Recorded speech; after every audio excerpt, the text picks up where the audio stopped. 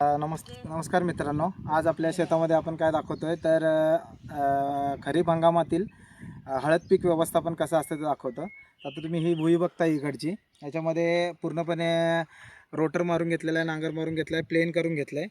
तिकडनं आहे त्याने सरी मारून घेतलेले आहेत.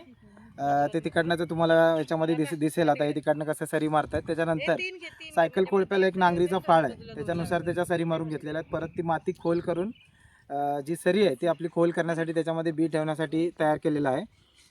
हे बी इकडे आणायच्या आधी घरी ते विकत घेऊन 150 रुपये किलोने आम्ही ते विकत घेतलं आहे. विकत घेऊन त्याला पूर्ण एक प्रक्रिया केली आहे. जसं की खाली एक राखेची लेअर, त्याच्यावरती हळदीचे बी, परत एक राखेची लेअर, त्याच्यावर हळद, असं आम्ही एक महिन्याभरापूर्वी ते बी विकत घेऊन ते पूर्णपणे बियाणं घरामध्ये पिंजराखाली झाकून ठेवलेलं.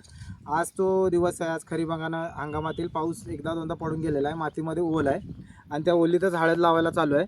तुम्ही इकडे बघू शकता की हळद कशी लावायला चालू आहे. 2 सरीमधलं अंतर हे 1.5 फुटाच्या आसपास आहे आणि सरी ते सरी 1.5 फूट आहे. आणि जसं की हे बी, ते इथे नवीन बी येईल, ते हे अंतर जवळजवळ 1 ते 1.25 फूट आम्ही ठेवण्याचा प्रयत्न केलेला आहे.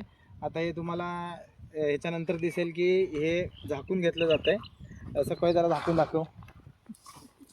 ही सखू आहे आमची शेत. हीच आता सखवाई इकडं बघ. हां. आणि इथं बाबा आहेत, पप्पा तिकडं घराजवळ गवत वगैरे काढून तिथली जागा नाचण्यासाठी साफ करतात. हे आता याचं तुम्हाला प्रोग्रेस मी येणाऱ्या व्हिडिओमध्ये दाखवीन की कसं याचं उगवण होते, कसं याच्यामध्ये काय काय काम करावं लागतं. तोपर्यंत मला जुळले जा. तुम्हाला एक प्रश्न माझा नेहमी असतो, तुम्हाला गावची आठवण येते का? तुम्हाला गाव आहे का? आणि आठवण आल्यावर तुम्ही काय करता? धन्यवाद.